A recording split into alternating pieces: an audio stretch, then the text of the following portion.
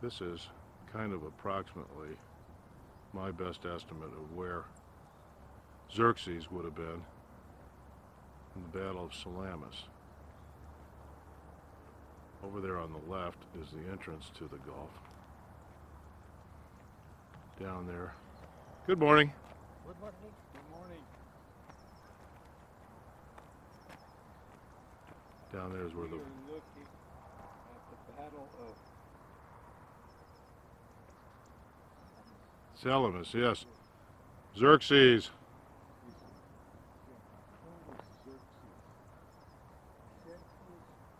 He was sitting watching.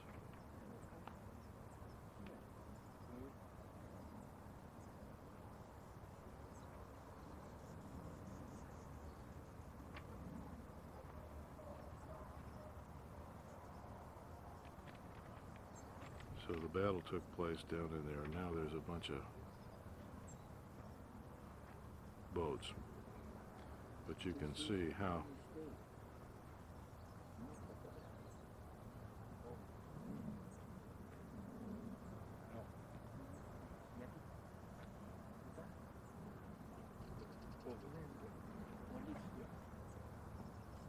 Army State.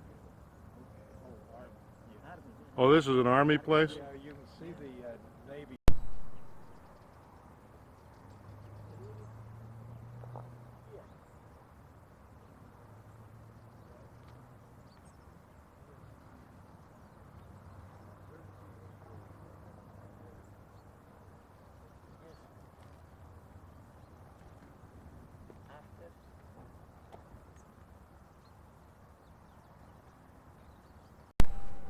Okay, so now we're on the other end of the Gulf.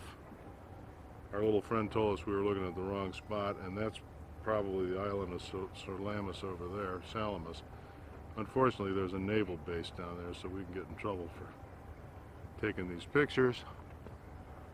But as we go around here, you can see there's modern piers and the giant container ship thing. But anyway, over in this area was where the Persians would have tried to block the Greeks, and the Greeks would have been in there. You see that little boat? Greeks would have been in that area, and you can see how Xerxes was probably, there's a microwave tower up there. We're speculating he would have been up there because this is the highest and nearest spot. And then there's that naval base down there. So here we are, the site of Salamis. Look at all these boats around here. And here's hoping we don't get caught by the cops. Or eaten up by these big dogs that are running around here.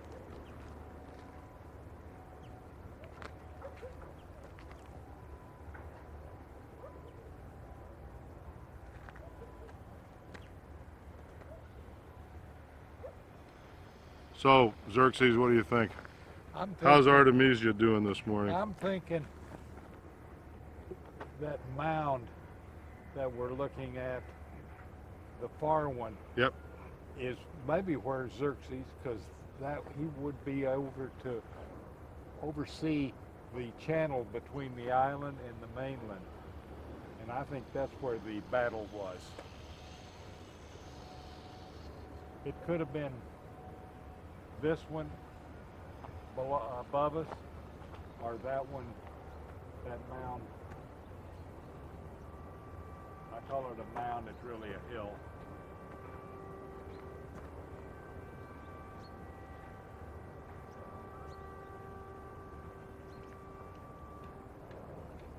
Here comes a guy walking his dogs.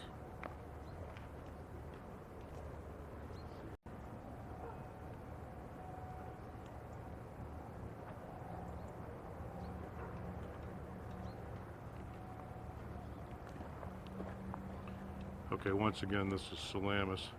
I'm not sure I got the recording right before, so I'm going to do it again.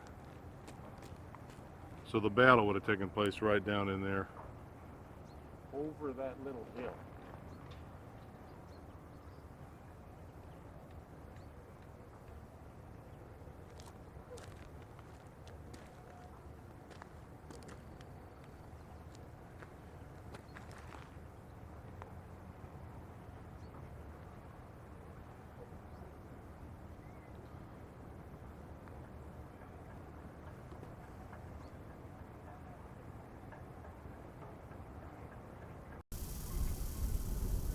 Okay, so now we've climbed to the highest point. Now we can really see. That's the island of Salamis over there. Salamis. And I believe Joe's correct. You see all those houses and stuff over there. It looks like, oh come on, focus. Damn it.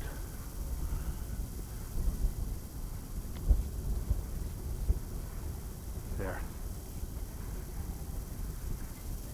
It looks for all the world like that has been filled in.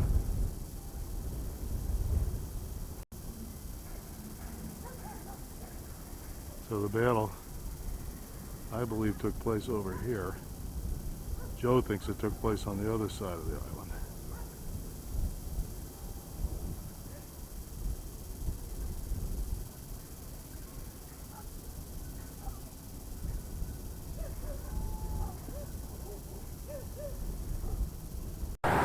Okay, here we are at Eleusis,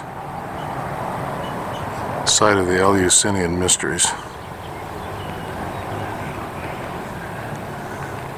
This is the first thing the pilgrims would see. There's a temple there.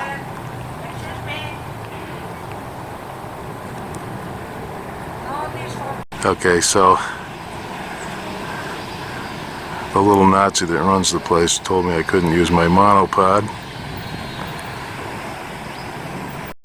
Okay, so this was the little temple, an entrance temple built by Marcus Aurelius of all people. How about that?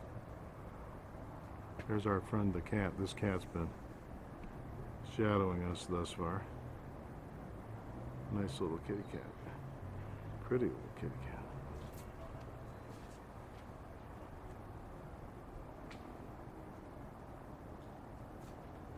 Because the Nazi won't let me use my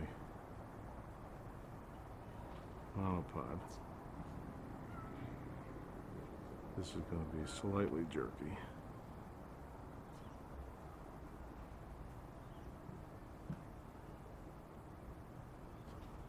But here we are, the site of the Eleusinian mysteries.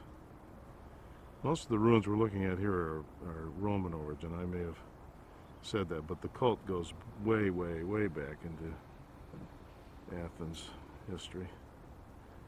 The museum is up that pathway. We're going to go up there, and that's where the pilgrims would have walked. It was the end of the Sacred Way. The Sacred Way started in Athens. The pilgrimage was every August. Tour bus came. Now, as we're traveling around these ruins, we came across this rather cool storm sewer inlet,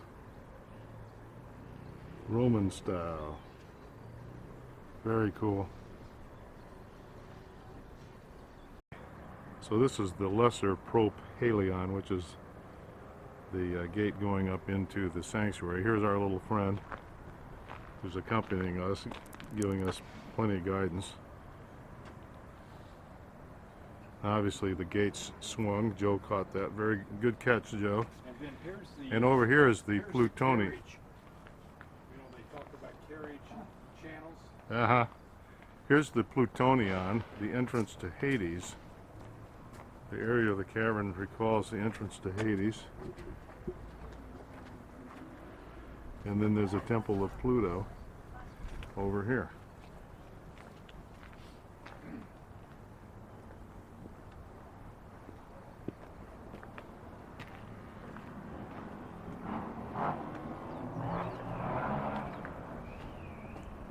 The Plutonion.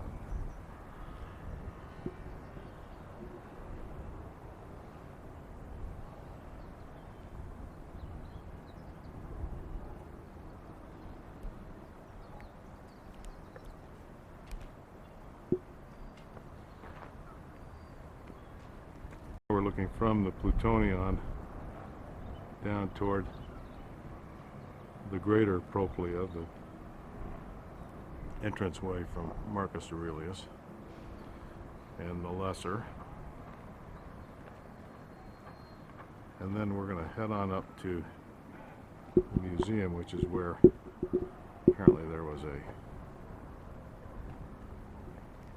temple up there. Okay, so this is an area we're going up. This is the sacred way. We're going up to the initiation spot, and this is where standing spectators could be. Those steps are cut right into the rock. And this is the Pluto over here. Also, the Pluto things also, they call it the Plutonian, but this guidebook I have calls it the Mirthless Rock. There goes Joe with his little friend who's looking for a mouse or something, or a lizard.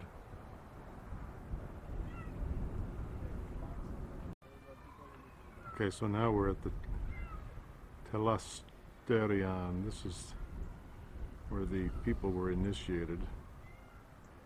This was a giant hall covered, and you can see where the pillars were. Seating on all sides, and over here the seating is actually built into the rock itself. So this is where the Holy of Holies were, if you will, of this Greek mystery religion, which at one time was serious competition for Christianity because it promised an afterlife.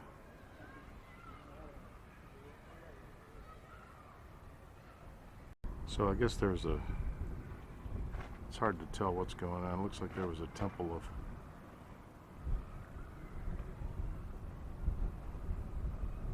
called the Temple of Sabina, which is named after Hadrian's wife.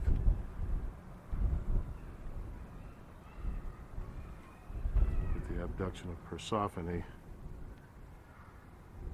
in the frieze. You can see where you can walk up here. And we're going to walk up.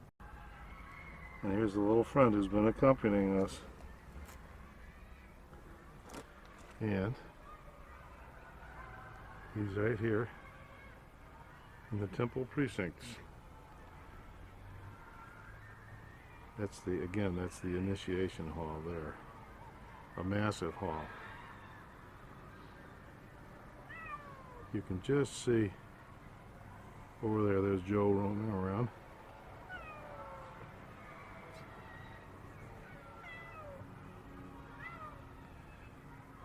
And the Roman temple was up here.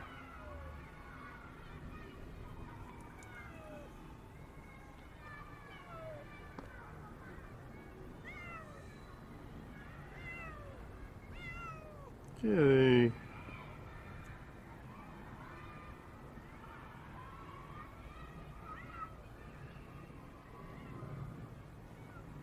We're about ready to leave here. We went up to the museum, which is way up there. It was nice. That's the Telasterion, again, where the initiations were. And then out here, this is a stoa, sort of a covered patio that was built later on in Roman times, I guess. You can still see the nice floor here. Okay, one parting view of this wonderful place.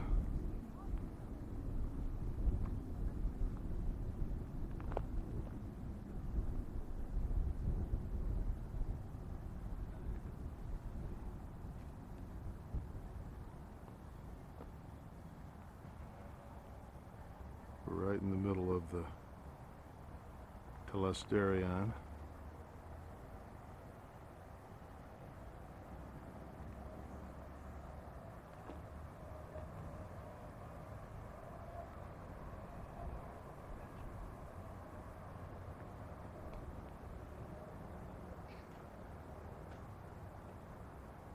And then in the middle of it is this thing called the Anactoron, which is maybe where the holiest statues were exhibited, or maybe the sacred objects that were brought from Athens.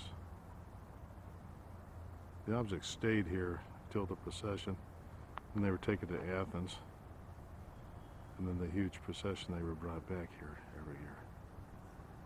Okay, and that concludes almost Eleusis. Okay, so this is the Kalikoran, the well of the fair dances. We're going to read that sign.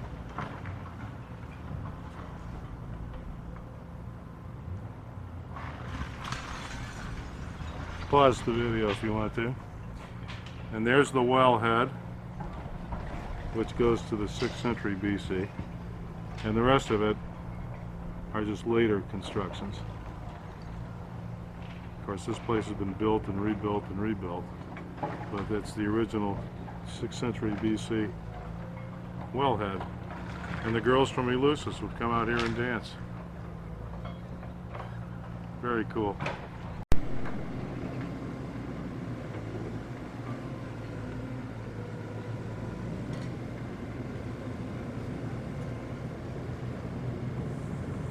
Okay, last day we're getting ready to leave here. We're going to leave with looking at where the sacrifice area was for the underworld gods.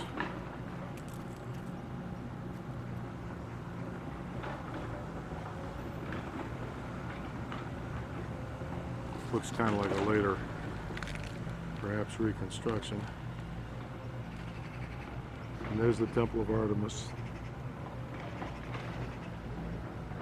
And now we're way back at the entrance where we started.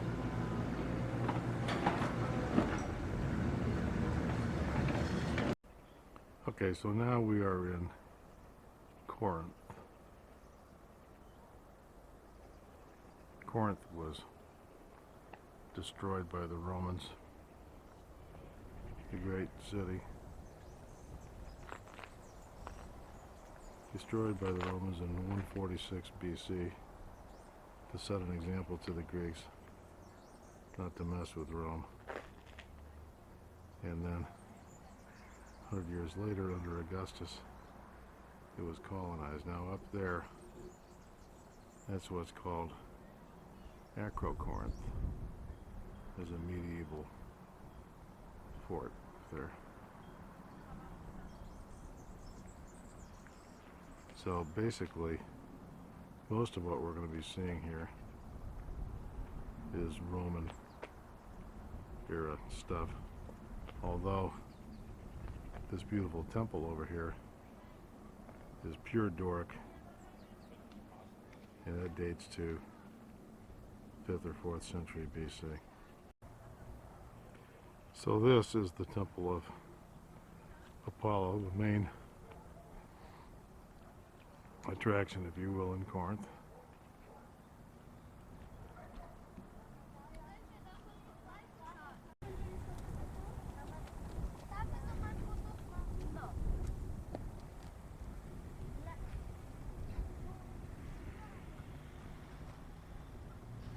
So,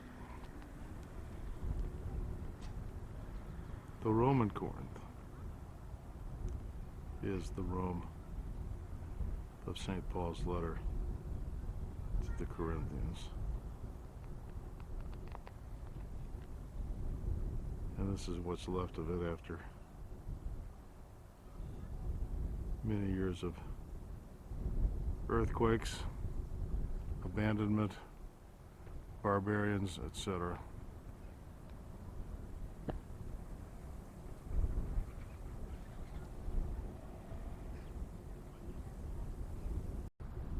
There it is again. Not much left of it. Over here, you can see some of the bottoms of some of the columns from the old days. Get a sense of the size of this thing.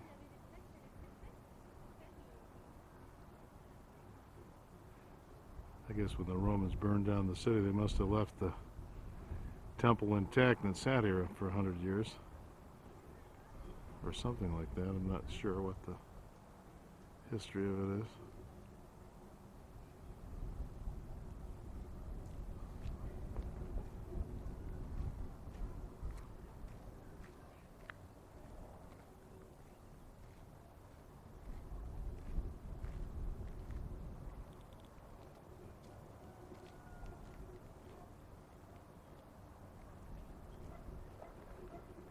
A little lens flare there. There's a touristo bus full of Italian, or I should say Chinese tourists. And then I forgot to mention, but okay, so the temple's here, but then over there is the Gulf of Corinth.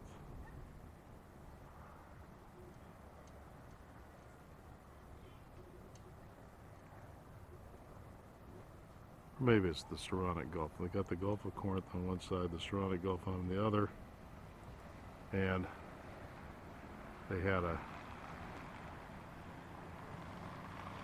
system of pulling boats over from one side to the other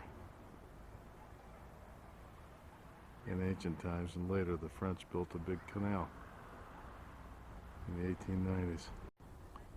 Okay, so now we're overlooking the city. We're by the temple.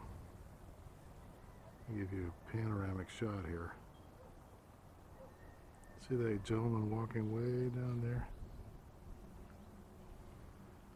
That's Joe.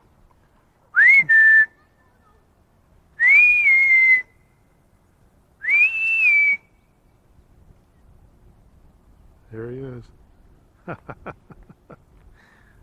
Okay.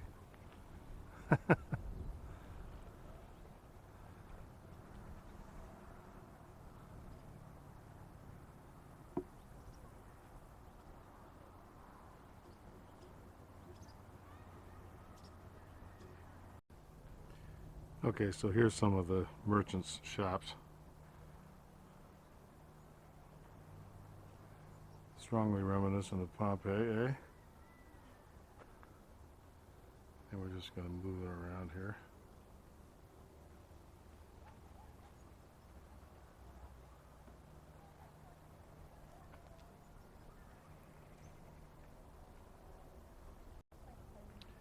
Okay, so here we are in the Forum of Corinth. Doubtless where St. Paul trod a time or three.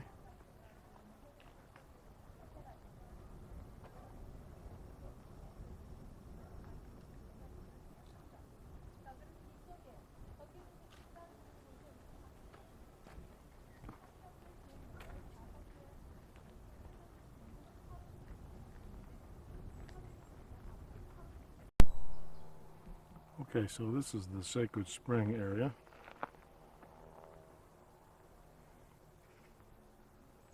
A sanctuary dating from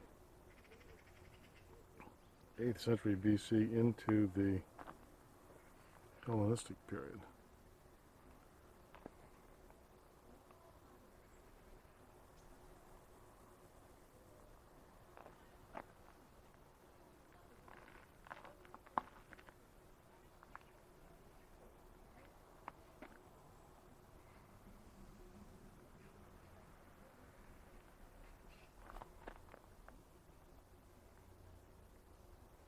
Not much to see now. Okay, so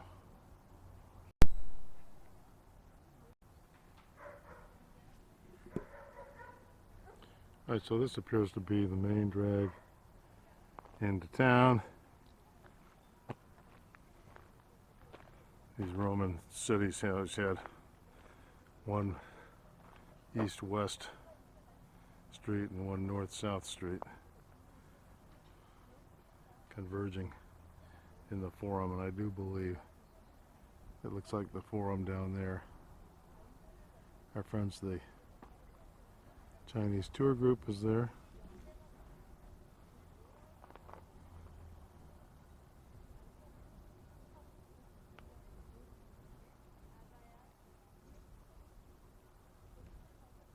So, downtown Corinth, and this is a better shot of the Sacred Spring area down in there.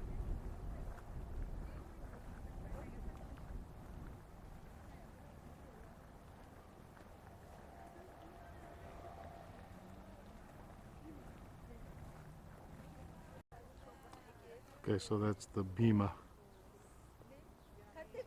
the main thing in town where officials would preside over public festivals, etc. down here in the Forum. And I'm just going to give you a panoramic of the Forum of Corinth.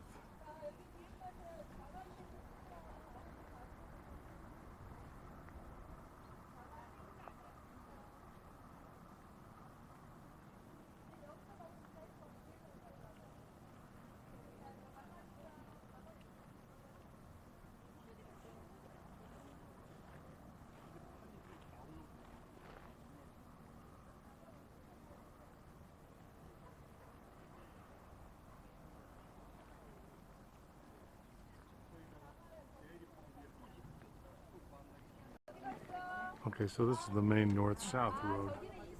This road goes down to the port. It said La Cheon or something like that. I took a picture of the sign.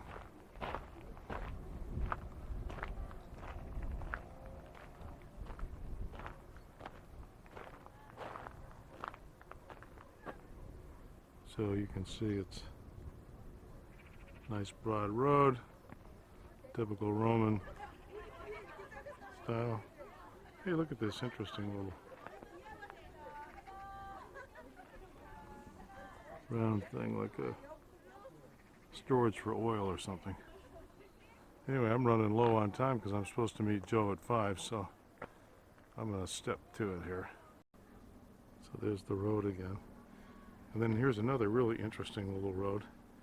I'm going to go down that way and to the right. Okay, so we're now at the Fountain of Pyrene. And if you want to read this, stop the video. Because I'm not going to hold it here for 10 seconds. This is really interesting and beautiful.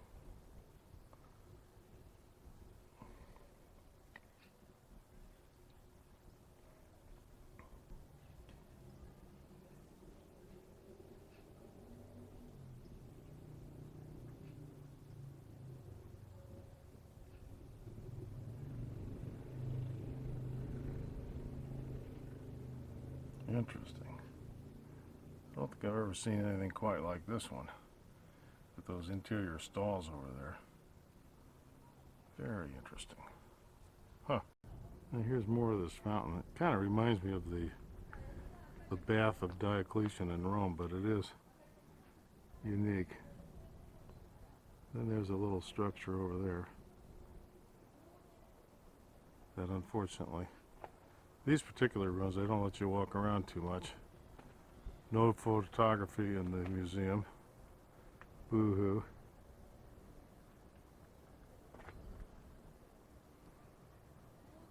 There's just no consistency. It's okay. It's a thrill to be here. It truly is.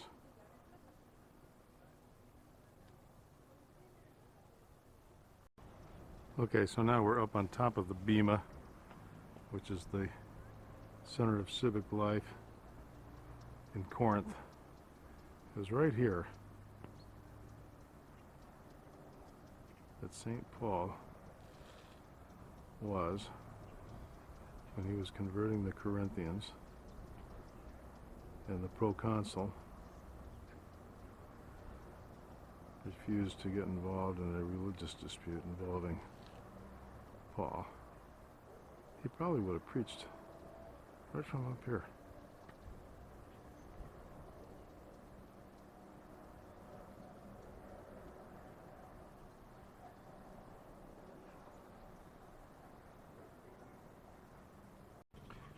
Okay, so this is the area of the Stoa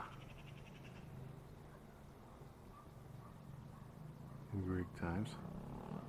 I guess the Romans later reused it. I thought they burned this place to the ground, but it sure seems like there's a lot of reuse going on. Maybe they just turned it into a ghost town and they killed all the men and sold all the women and children into slavery.